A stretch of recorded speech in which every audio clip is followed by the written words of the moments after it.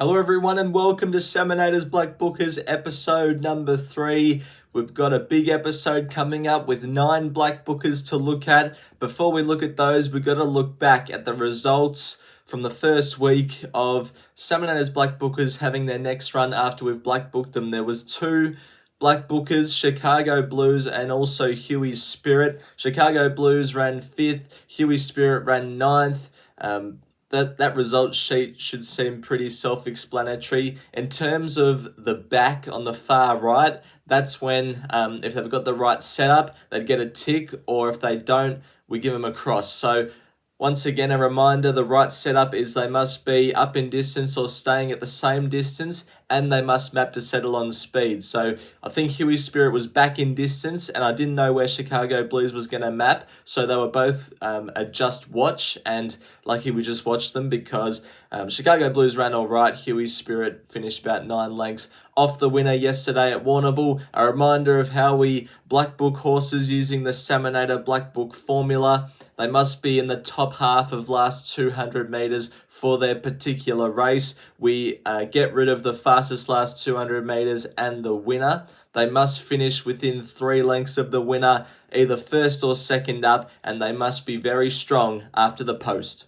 The first Blackbooker we're going to take a look at comes out of the Penshurst meeting on the 22nd of November. Its name is Don't Matter Me. It ran a benchmark 52 over 1,476 metres. It was second up on this occasion and ended up finishing second, only 1 length off the eventual winner. Now it settled last in run here, which isn't a great sign because it must map to settle on speed if we were to back this horse at its next start. But looking at its recent form, aside from its last start run at Penshurst that we're looking at now, it usually settles on speed. So I'm not sure what happened in the early stages of this Penshurst race, but it's pretty unlike it to miss the start if that's what happened. So Don't Matter Me, next start will be third up. Hopefully we can see it up to the 1,600 metres and we'll see if it's got the right setup. The next Blackbooker comes out of the Kilmore meeting on the 23rd of November, trained by the Freedman boys. Its name is Apray, and it was on debut, only finished a length third off the winner,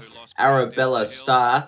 This is a 3-year-old gelding by Flying Artie. Flying Artie as a racehorse never won past 1,200 metres, but always looked like it was sort of that 1,400 metre type, especially after its Blue Diamond Stakes run. So Apray, over 1,100 metres on this occasion, was finishing off really well. It had the early gate speed to put itself in a position. So hopefully next start, up to the 1,200 metres, we can be on it. Another Blackbooker out of the Kilmore meeting I have is Russian Royalty out of the maiden 1,600, won by Admire Ace. Now, Russian Royalty settled third last on this occasion and was really getting going late. It was only second up in its first preparation here for Shane Jackson. It's a 3-year-old filly by Russian Camelot, so is bred to get over a bit of a trip, and the way it finished off its last start, I think the step up to 2,000 metres third up will be ideal. The bad thing about Russian Royalty from a Blackbooker perspective is the fact that it gets back in its races, so it'll be pretty tough to back it at its next start. However, I think it's a horse we can follow in time, and if it shows any tactical speed at all in the future, I think it'll be a really good horse.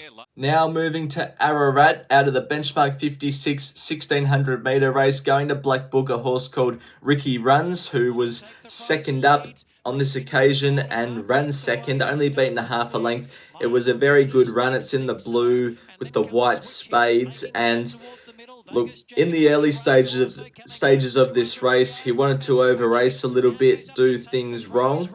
So I'm hoping he's still racing a touch fresh, and third up next start, he can be better for it. He is a horse that maps to get back in his races as well, which isn't a great sign. But the way he ran on this occasion for Will Gordon, who won the Jericho Cup yesterday on Farag, I think we have to follow it next start. Now here's a horse who can settle on speed out of the Geelong meeting on the 26th of November. Fiasco Tess comes out of a race won by Velas Machine. Fiasco Tess was second up on this day. It ran 4th, only beaten a length and 3/4.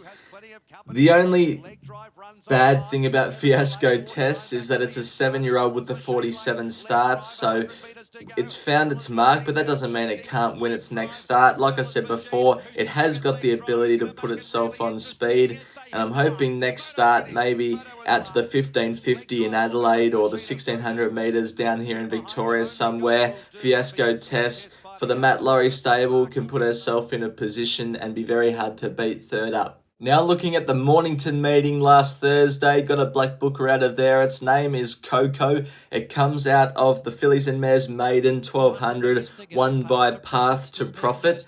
Now Coco put itself in a really good position, box seating, and it was really getting going late. It's a 3-year-old filly by Written Tycoon, and it looks like it needs the 1400 metres now third up. The way that it was getting through the line, its work after the line was very good to look at as well. Put about a length on Path to Profit, the winner of the race, after the line. So out of all the black bookers we've looked at so far, I think I like Coco the best because it's got the tactical speed and it was very good after the line. Third up next start, I think it'll be very hard to beat. Got 2 black bookers from the Pakenham meeting. The first one is Solaria, who ran in the 3-year-old fillies maiden over 1,000 metres. The first race on the night won by Jenny the Ninja. Now Solaria went off 100 to 1 on debut here, and I thought it was a very good run, doing some very good work late, sneaking into third, only finishing 2 lengths off Jenny the Ninja. A 3-year-old filly by Blue Point, who produces some very speedy types. Solaria settled second last on this occasion, and that is the concern if we were to back it at its next start.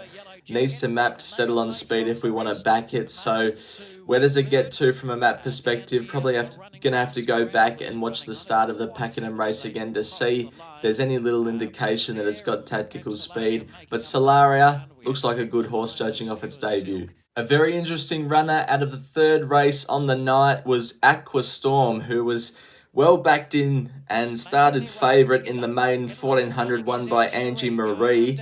It's a 5-year-old gelding who was on debut for the Moody and Coleman stable by Territories, a Great Britain horse Aqua Storm is, and it looked to at one stage be picking up the eventual winner and might have gone past it at about the 200 metres, but looked to peak on the run, only having its first up run off the back of only 2 jump outs. So now with that run under the belt, second up in trip, hopefully it can put itself on speed next start, and it should be very close to breaking its maiden. And the last black booker we're going to take a look at today comes out of the Caulfield meeting on Saturday. Out of the 2-year-old race, its name is Morning Whisper.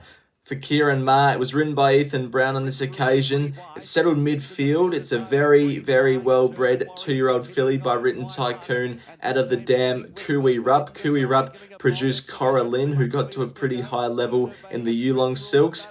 Ethan Brown had to momentarily hold this horse up as the eventual winner in the Blue Blood Thoroughbred Silks. Eternal Warrior wanted to lay in.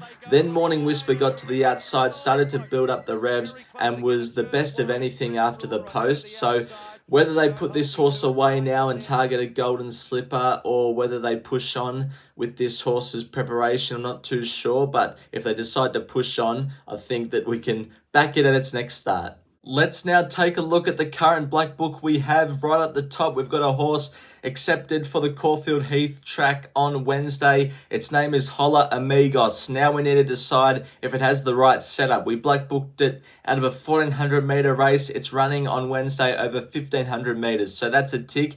From gate 3, I believe it maps to settle on speed. So that's also a tick. So for the first time in the Saminator Black Bookers series, I'd advise to back Holla Amigos on Wednesday. It's currently around the $8 mark. I think it opened with the TAB, so hopefully Holla Amigos can run very well indeed. The other horses in the black book are Ain't a Bad Day, Always Yours, Apres, Aquastorm, Cat Noir, Chicago Blues. I'm going to keep the horses we black book in for its 2 runs after we black booked it. You can do whatever you want if you black book the same horses that I'm black booking, but Chicago Blues, I'm just going to see if there's any value in backing the black bookers 2 starts after we've black booked them. That's why I'm keeping them in there for the second start after we've black booked them. Corvelia, Don't Matter Me, Fiasco Tess, Huey Spirit, Jack the Judge, Coco, Measure of Time, Morning Whisper, Prestige Stephen, Ricky Runs, Russian Royalty, and Solaria. Well, there you have it. Thanks for watching episode 3 of Saminator's Blackbookers. Hope you guys enjoyed, and until next video, bye for now.